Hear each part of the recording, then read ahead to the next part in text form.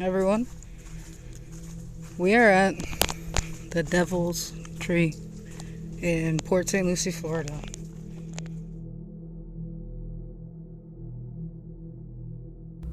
Welcome back to the channel, everyone. We took a day trip to go see what is now coined as the Devil Tree. It is now known for being an evil place thanks to this man, Gerard John Schaefer, who would be Florida's first known serial killer. Schaefer was born on March 25th, 1946 in Wisconsin and was raised in Atlanta. The Schaefers later moved to Fort Lauderdale, Florida. Schaefer was disturbed from a young age. He did things such as stealing women's underwear, tying himself to trees for sexual arousal, killed small animals, which, that's common with serial killers, and he would even fantasize about his own death. Schaefer graduated from Florida Atlantic University and went on to briefly become a teacher, teaching at Plantation High School, before he was let go for what his principal said was totally inappropriate behavior. He then tried to become a Catholic priest, of which he was also rejected. Shortly thereafter, he went on to law enforcement, in spite of the fact that he failed his psychological test when he applied. A+ Florida. He was soon fired for using personal information about female traffic offenders to ask them out on dates. He then moved to Martin County and got another law enforcement job, eventually becoming a deputy sheriff. On July 21st, 1972, Schaefer pulled off his first known murder attempt. Using his authority as a police officer, he convinced hitchhikers Pamela Wells and Nancy Trotter that hitchhiking was illegal in the county, which it was not, and then he drove them to a halfway house where they lived and promised to drive them to the beach the next day. When they were in his car, he drove into the swamp and tied them to a tree at gunpoint. Just afterwards, he got a call on his radio, and he had to leave them tied to the tree where they were. While he was gone, the girls managed to break free and run to the nearest police station, which, as fate would have it, would be his police station. When Schaefer returned to the tree and found them gone, he called his boss, Sheriff Crowder, and said, "I've done something foolish. You're going to be mad at me." So, obviously, as you can see in this mugshot here, Schaefer was arrested on attempted murder charges. He was sentenced to a year in prison with the possibility of being released after 6 months. 2 months after posting bail, he abducted 2 more female hitchhikers, Susan Place and Georgia Jessup, and he killed them the same way that he had intended to kill Wells and Trotter. So, for a little timeline clarification, right now, Schaefer is out on bail when he committed the murders of Place and Jessup. So, when their remains were found, he was in prison. And the similarities between their murder and Schaefer's previous attempted murder of Trotter and Wells were enough for them to secure a search warrant of his mother's house. Inside, they found, as well as a number of graphic, disturbing short stories about murder written by Schaefer, a total of 11 guns, 13 knives, and a mountain of evidence implicating Schaefer in the disappearances of over 30 women in the area over the years. He had collected mementos, which were these.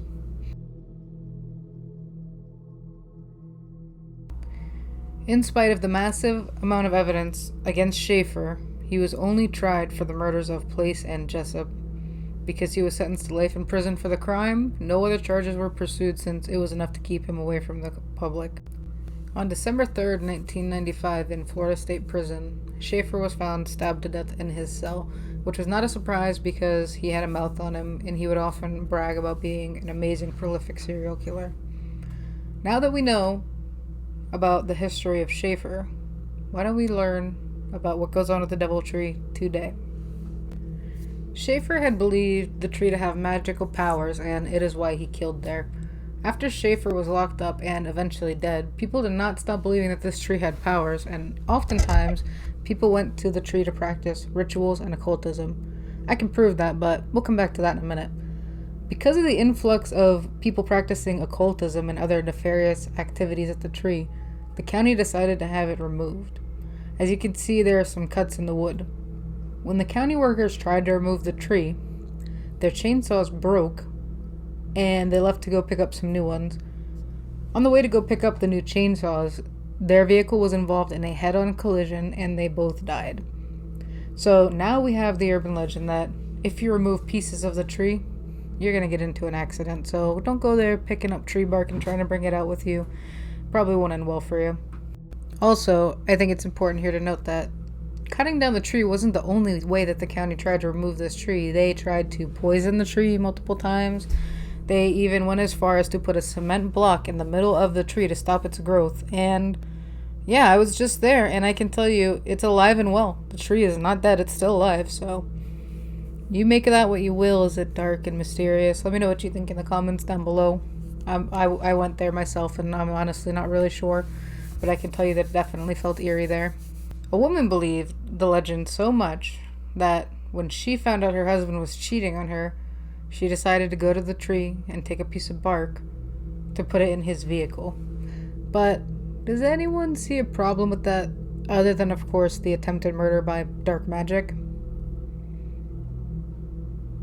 Well, she had to take the bark in her car to put it in his car. She got into an accident as soon as she turned out of the park. So, best to say, if you visit the tree, respect the area, and remember people died there, and just leave the bark alone. Don't try to take pieces of the tree. Like, it was poisoned and everything. Like, probably best to not even touch it, and who knows what kind of things, like, occultists do there. Speaking of that, let's take a look at this. So, what you're seeing here are the steps that would lead up to Schaefer's house. You see some of the foundation of it. And when we came here, I didn't even know this was there initially. I'll tell you the story if I found it in a moment. But on these steps, as you can see right here, we found photos of people. So very clear, like, well, first of all, we didn't bring these here. We didn't put them there. We just happened to come exploring for the day, and these were already there. So it is clear that people are still practicing occultism there. So again, please, if you visit the area, don't go seeking anything bad. Don't try to take bark with you. Just go there and understand that people have died there, and please be respectful of the area. Okay, so back to that story about how I found the steps with the pictures on and all that. This is the portion of the house that I knew was there, the foundation and all that. I knew this was there. I knew how to get to this and find it. I didn't know where this portion with the steps and all that was, so we were about to leave for the day and go home, and this is just going to be my creepy story of my experience for you guys. So we were about to leave and go home, but then I started hearing branches crack over on the right side across from where the tree was, and I heard cicadas start yelling, which they hadn't been the whole time, and I decided to look over there, and then I saw more pieces of the foundation, which would end up being the steps and where I found the picture. So kind of eerie to me that I wasn't looking over there, and then I did and ended up finding the steps. So anyways, that's the creepy little story for you for my experience here today, or yesterday, whatever, when I went. So if you guys are like me and you really love seeing spooky things and such, I was going to show you guys how to get there real quick. So this is a view from where the Devil's Tree path is to the entrance of the park. I'll leave the address to the park in the description down below. But when you walk in, you're going to see the path. It's by the canal, right by there's like a little bench seating area if you're going to like just hang out by the canal, I suppose. And immediately there's going to be a left-hand turn. Don't take that one. Keep walking straight and you're going to go to the second left-hand turn. And keep walking up that path and eventually you'll find the Devil's Tree. The pathway to get to the tree is going to look like this when you're walking up it, and as you're approaching the tree, this is what you're going to see.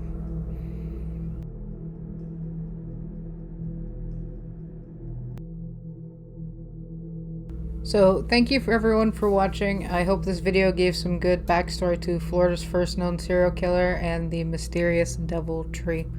If you liked the video, please let me know in the comments. This is my first video that is not gaming related.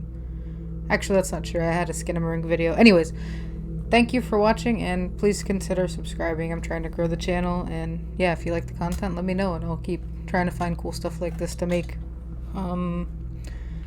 Again, thanks for watching. I hope everyone has a great rest of your day.